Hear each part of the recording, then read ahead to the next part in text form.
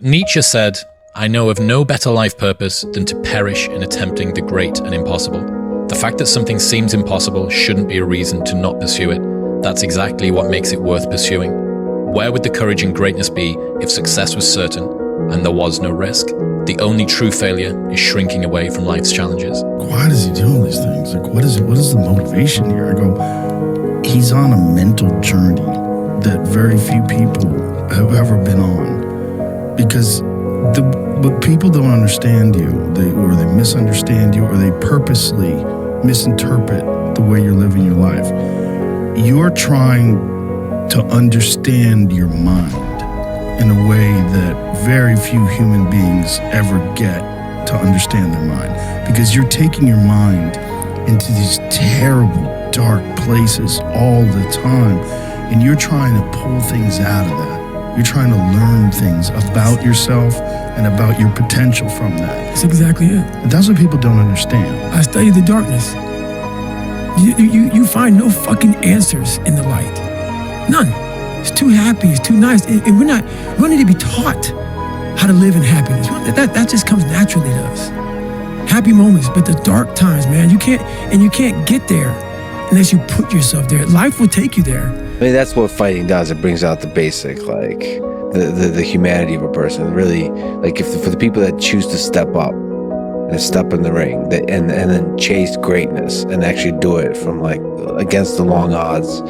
That's why it's a beautiful game. And it's so true. I mean, when you think about, like, I'm 54 years old right now, like that. I mean, it just fucking flew by. And you think when you're young that you have all this time. You have no time. There's no time. I mean, one of the quotes on the wall in the gym in there is,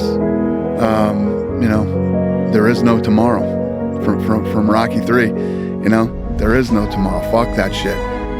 Let's get all this shit done today. If you haven't gotten what you want, then you're not worthy of it, period. And that's okay.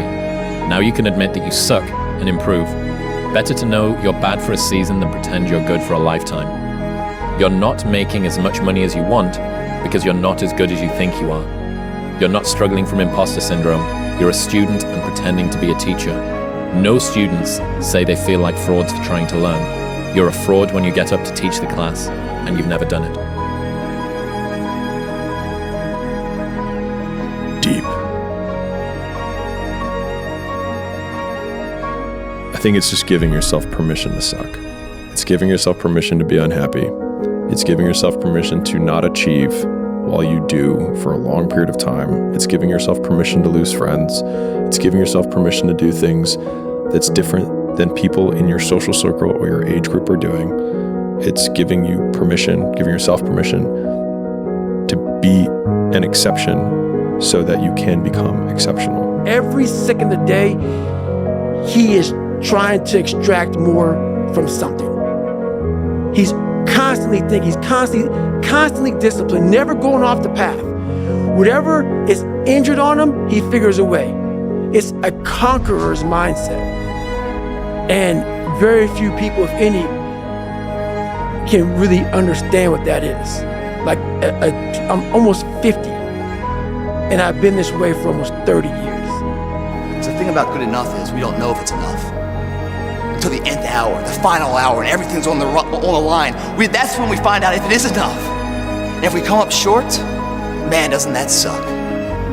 I promise you guys, if today you never say good enough, tomorrow you'll always have enough. What I'm saying is the character of who you are. It's not the title that makes you. It's not the success that makes you.